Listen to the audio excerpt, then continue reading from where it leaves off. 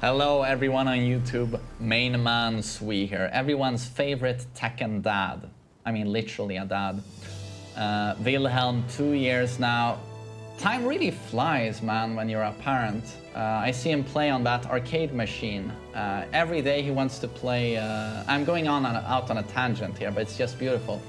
He's playing on the large arcade machine there. It's basically an emulator. It has like 300 games, but it has the Lion King from Westwood, you know, who made Command and Conquer. They were licensed or employed by Disney in '94 to make a Lion King game. And it's really good. He really likes it. And he's now starting to figure out, you know, what the joystick does and what the jump button does. But yeah, a little bit meant to be maybe. But it's just so fun to watch as a parent. But we're gonna do a tier list because people love tier lists, and someone used a lot of channel points here on my channel to request me to do a tier list that's based on lore. So that's the story of the game. According to the story, how strong are the characters? Who's the strongest? You get what I'm trying to say here. So it's probably not going to look like, you know, your typical Tekken 7 tier list. And we'll see, honestly, if I can even do this, because, yeah, I'm pretty sort of invested in the story, but, you know, what the hell do some of the endings tell us about their strength level? I mean, Lucky Chloe beating up on Eddie in her ending, and then beating up on Eddie in his ending.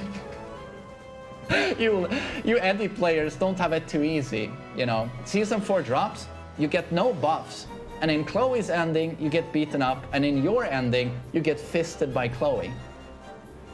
Better send a love letter to the Tekken developers, right? Eddie Mains. So we can actually start by perhaps grabbing hold of Eddie and probably putting him there. That's where you'd put him on a legit tier list based on, you know, proper gameplay. And in the lore, it seems like he probably ends up in the exact same spot. And we do know that Lucky Chloe is stronger than Eddie, just judging by those endings. So I just wanted to start with that. And then what else is like completely apparent? Jin and Devil Jin are in a league of their own. We see Jin turn into Devil Jin in his Tekken 3 ending.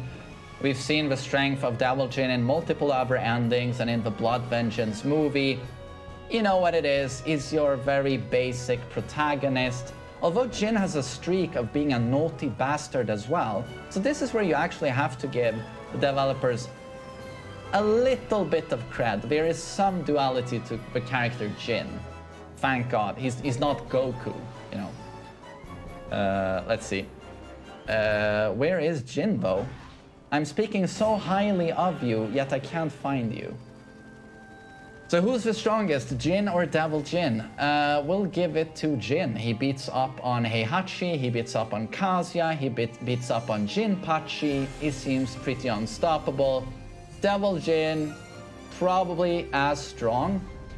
J-Mart, thanks again for the sub. Obese Swan, thank you so much for 6 months. It is greatly appreciated. Oh, right. This is where we actually don't have all of the characters. This is based on Tekken 7, but you would want to add guys like Jinpachi, Ogre, Ancient Ogre. I wonder if I can find a tier list that has all of the characters. Yeah, I think we'll swap to a Tag 2 tier list instead. But we won't have Lucky Chloe, god damn it. And bam! And look at that, I did some magic. Everyone in the chat is confused now why I did this, because I'm gonna edit these two videos together later. The magic of editing, yes.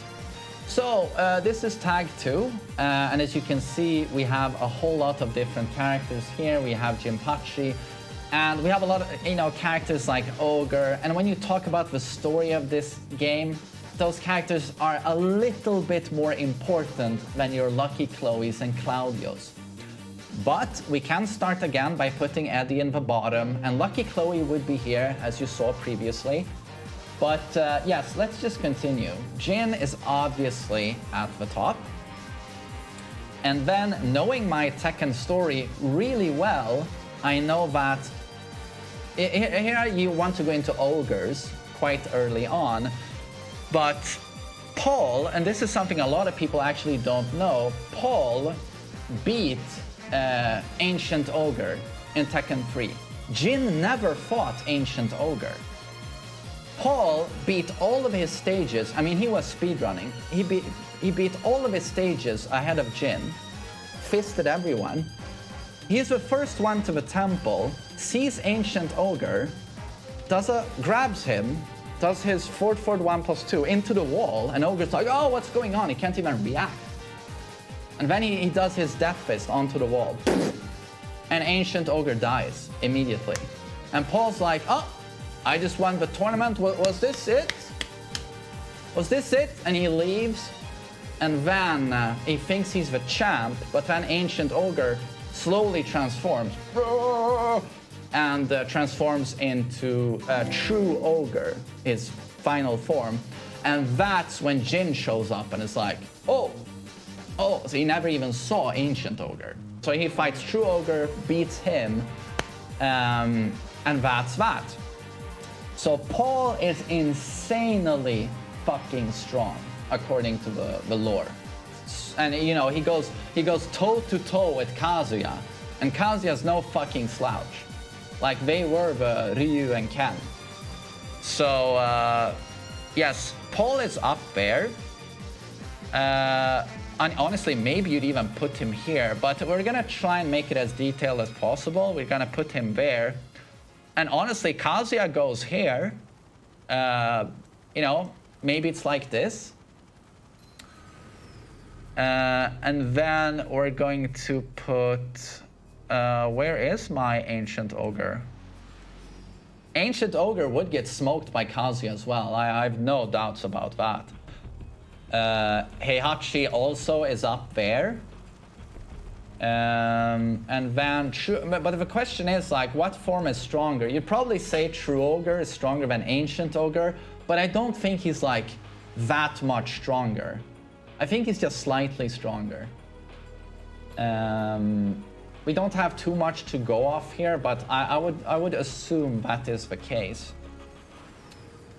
And then who else has a really important story? Jinpachi.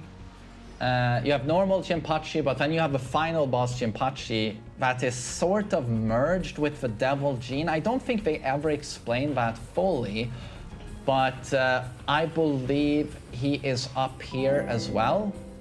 He's just insanely strong. I believe he is on that tier. And then, do we have anyone? I love how I have Slim Bob here, and it's basically just his cock. It just zooms in, it skips his face and just zooms in on his cock. I mean, makes sense, you know, that's where you would find most of his strength. So we'll put Bob's dick aside just for now and focus on non-cocks. We'll focus on faces for a while. I'm a face guy. No, I'm just kidding. I love cocks. You know that. Let's see. Brian hasn't really shown that much strength in the lore. Lee Kuma, though, has done well versus Paul. Honestly, it's like you're gonna have the main dudes, the main characters, and then you're gonna have everyone else in the story, because that's the way the Tekken games go. You focus on the main dudes, and then everyone else, like, you're shit. You know, it's like the pro players. They tier whore Geese, Akuma, Zafina, etc., and then they skip everyone else. In the story, it's the same thing. Focus on the main bloodline, and then everyone else is just, you know, a joke of an ending, basically. And never amount to anything. But wouldn't it be pretty cool if, like, Tekken 8, the final boss is Paul? Oh, you know what? Paul won King of Iron Fist 7. I mean, I would be down for that. We know that didn't happen, though. because of story mode, but I would like that. I would guess though that June is probably pretty strong. This is where maybe baby. We're gonna put her there. Right, Angel. Do we have Devil here? Angel is almost not in the story, but we know she's strong. I mean, she smokes True Ogre in one of her endings. I'm just gonna... that's gonna be a placeholder for now. But my god, honestly, Nina. Nina is strong. We know Nina is strong. She has a big focus in the story many times. And she gets fucking smoked by Heihachi. She'd probably get smoked by the ogres as well and Angel, but she's probably a C. A strong C. Let's see. Joke.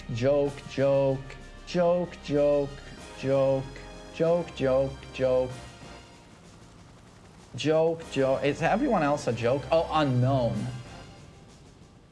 Not a lot is known about Unknown, but she's probably strong. Joke. Lars is pushed a lot, just like Roman Reigns. Better make him look real strong. And he gets all those flashy cutscenes. But I don't think he's that strong in the end. But I'm just guessing stronger than Nina. Lars defeated Azazel. Drag beat Devil Jin. Yeah, but in a non-canon ending, right? That didn't happen. He did beat Raven, though. I believe that happened. Bruce was Kazuya's bodyguard, trusted by him. I think he's Kazuya's sidekick, like Nina is Jin's sidekick, basically. Lars is the Roman Reigns of Tekken. He's pushed real hard, but in the end, he's got a limp noodle. Hwoarang gets smoked by Jin. But we know how strong Jin is, and being his rival probably says a lot about his strength, I think. So I think Hwoarang is probably gonna be up there in terms of story. He's probably up there. Anna is also a Kazuya sidekick. She's probably gonna match her sister. Honestly, this is getting pretty good. This is not too bad so far, I feel. My god, I'm good at this. Let's see. Asuka. I think Asuka and Lily have a fun rivalry, but they're probably meant to not be as strong as the guys we have up here. I'm gonna include... Wait, have we included base June? Yes, we have. King and Marduk, Armor King. I just think they're all supposed to be here. King probably supposed to be the strongest out of them.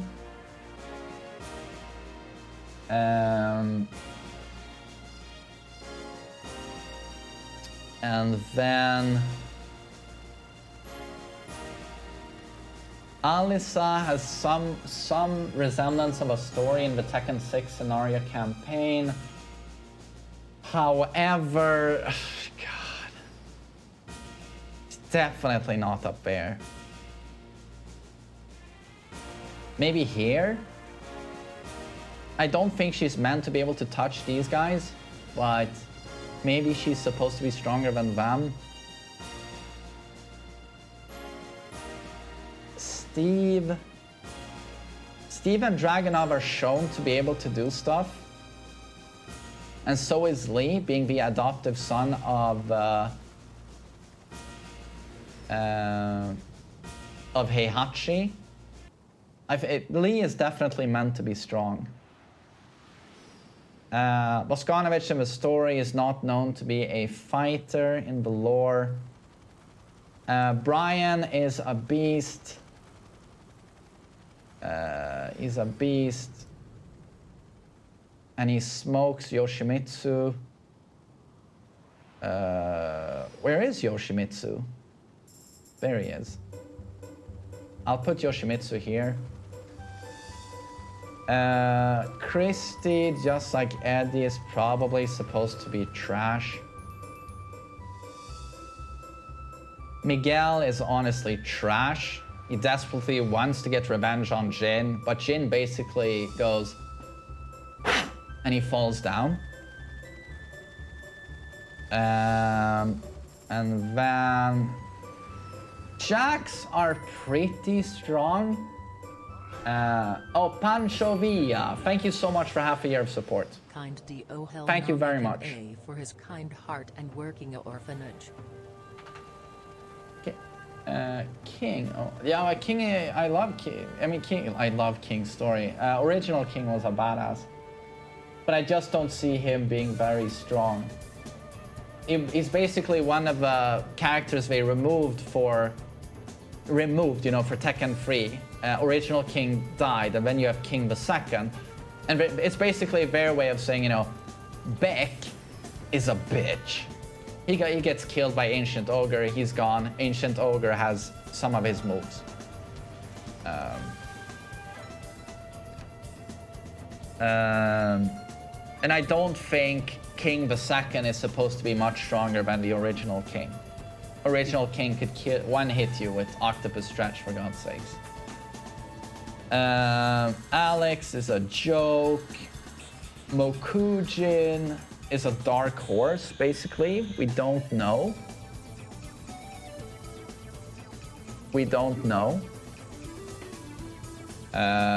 Panda is a joke. Bob is sort of strong. Ganryu is probably better at sexual harassment towards Julia, peeking at the shower than fighting. Slim Bob will put his crotch here. Raven, I think story-wise in Tekken 5, he's supposed to be something.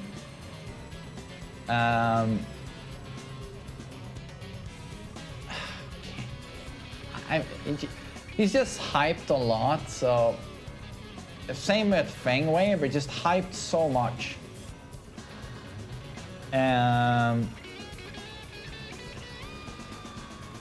Joke, Violet, joke, Zafina, significance in Tekken 6 story. Wang, sort of a dark horse, probably has some utility. Xiao Yu the same, is pushed up quite a bit in the story. Forest law and martial law. Wow, that one is tricky. Forest law and martial law.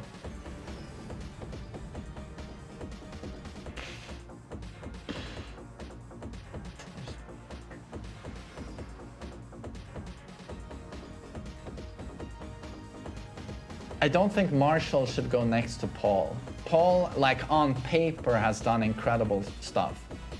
I feel like martial law hasn't, but he's probably strong. And Forrest is probably weaker than that. Would be my guess, at least.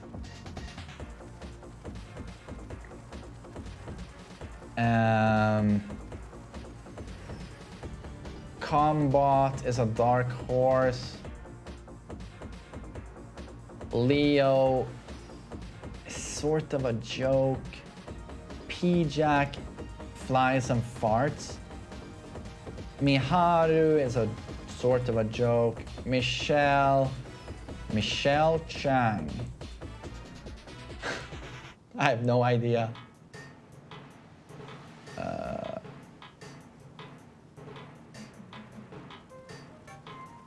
Lei is good at getting run over by cars. Kunimitsu. And then Jack. Jack maybe here. Has done some things. We're done! Okay, so let's just do a quick recap of this story tier list. Jin and Devil Jin being like unthreatened on the throne is basically a no-brainer. That's what it's looked like for most of the games. Jin always smokes everyone. Devil Jin seems to be on par with him. And then you have Kazuya, super strong, beating Heihachi twice. Paul smoked Ancient Ogre, is said to be on par with Kazuya many times, so he's super strong. Jinpachi is super strong. Mukujin, I believe, is this possessed wooden doll that is supposed to be a god, basically, and I think he's supposed to be like super strong. But maybe it's more fair perhaps to put him here. Probably more fair not to put him next to these guys.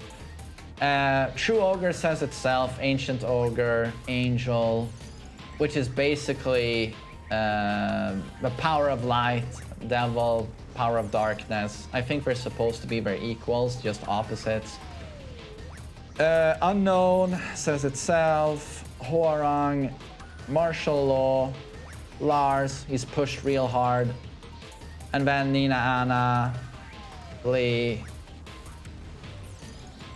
Probably Alyssa should go higher on this list. We'll put her there. Bruce should probably go higher.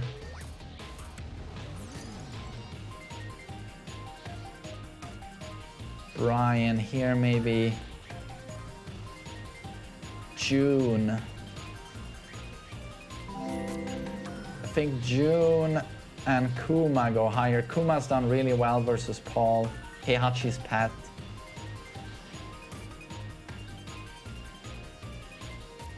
Yeah, I mean, honestly, I'm pretty happy with this. I'm pretty happy with this. This is honestly pretty accurate. This is true. This is 100% like objective, real lore tier list. So I lay at the bottom. I didn't even think of that. Is Lei the weakest according to the story? Who's the biggest pushover story-wise? It's probably Eddie.